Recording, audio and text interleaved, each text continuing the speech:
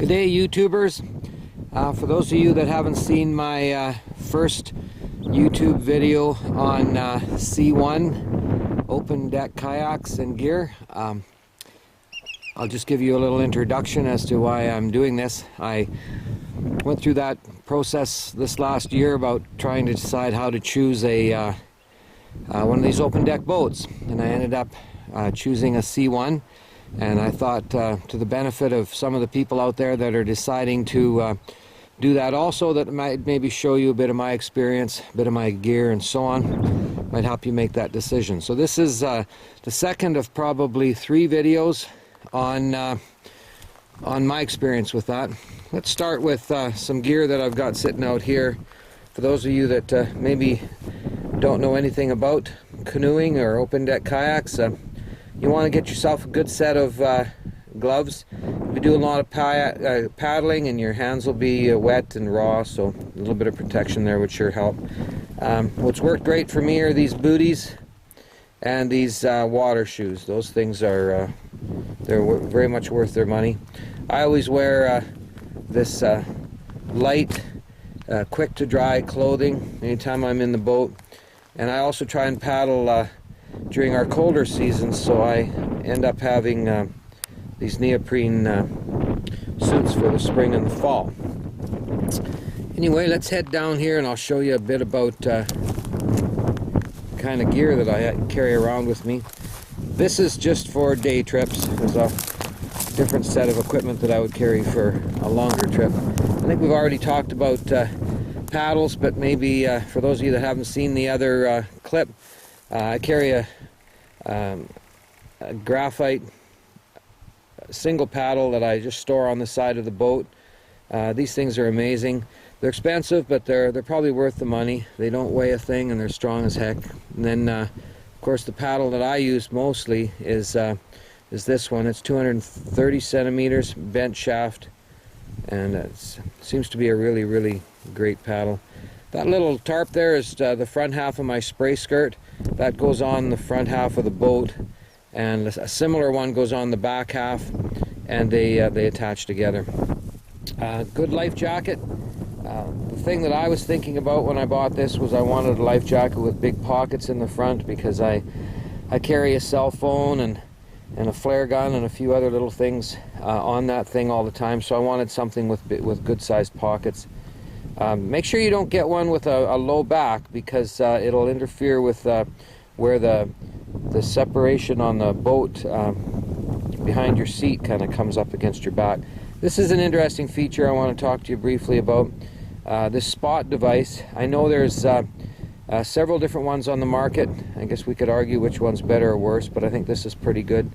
You'll see 6 buttons on that thing, and they're different buttons for different types of messaging, and it's all satellite linked. So if you're in river valleys where cell phone coverage can't get at you, you've got full-time communication anywhere in the world to virtually anybody you want, and you can send about 6 different kinds of messages depending on whether you're in a whole lot of trouble or whether you're just letting folks know you're fine. So go online and I think Spot personal device would probably get you there. Moving on, you'll see this long netted package here. It's a bilge pump, and I've never had to use it yet, but I've been in canoes that are full of water, and it's a lot of bailing to empty those out, and they say this is faster and easier, so I thought I'd buy one of those. Where I'm from, you're supposed to have this throw line along. I don't use it, but it's got to be on board, so we have it. Probably one of the most valuable things that I carry is this.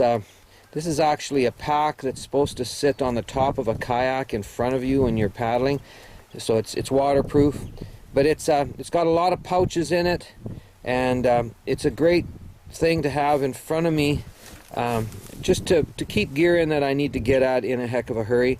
And depending on how I'm feeling, my legs are on the outside of that or on top of it. You've been paddling a long time, sometimes it's really nice to have something to kind of rest the back of your knees on, and that works great for that. These things here, they get stuck underneath my seat. That's just a bailing bucket and a sponge. I use that sponge all day long. You'll notice a lot of cords here. That's because everything is kind of attached.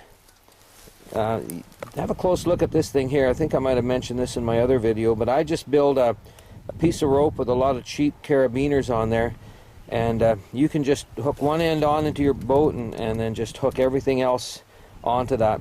There's two philosophies, I guess, when it comes to holding stuff in your boat. One says when the boat tips over, everything stays exactly where it was, and the other philosophy says everything falls out the back and is hooked together with ropes, and it floats down the river with you like a mule train, and then you slowly reel each piece in after you've gained control of your boat.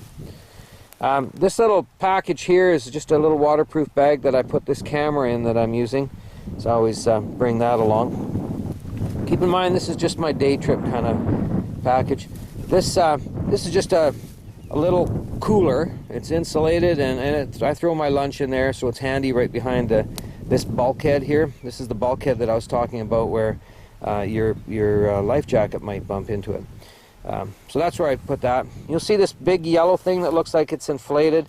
That's a flotation device that you stick on the end of your paddle if you've upset and you need to do an open water self-rescue. It's your paddle hooks onto these straps that you see here on the edge of the boat. There's one there, and there's one right there. And the majority of your paddle sticks out one side of the boat, and then this flotation device has a sleeve in the side of it that you shove the flat portion of your paddle in, and it just serves as some buoyancy out there so that you can crawl into your boat without upsetting your boat. The last couple things I have, that blue package there is just a bag that I keep all my spray skirts in. I quite often don't put my back spray skirt on unless the weather's bad, but I always put my front spray skirt on because the paddle drips all over your lap all day long if you don't. And the last thing I have is it's another backpack. Again, everything's waterproof, and that just has a lot of gear in it that I may use but likely never will. It's just kind of a nice to bring along kind of package. So that's everything. You kind of fill your boat, even though it's just a day trip, but on the other hand, you got everything you kind of need, and that seems to be working really well for me. I put all of this stuff in a great big hockey bag, and it's always in there. So when I go to leave to go boating, as long as I got my hockey bag with me, I know I've got absolutely everything else with me.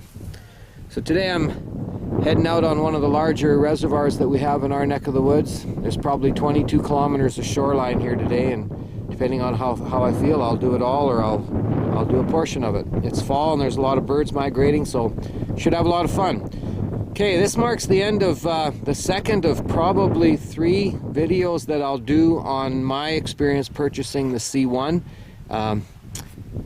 Can't remember what I called the first one, C1 Kasy or something like that.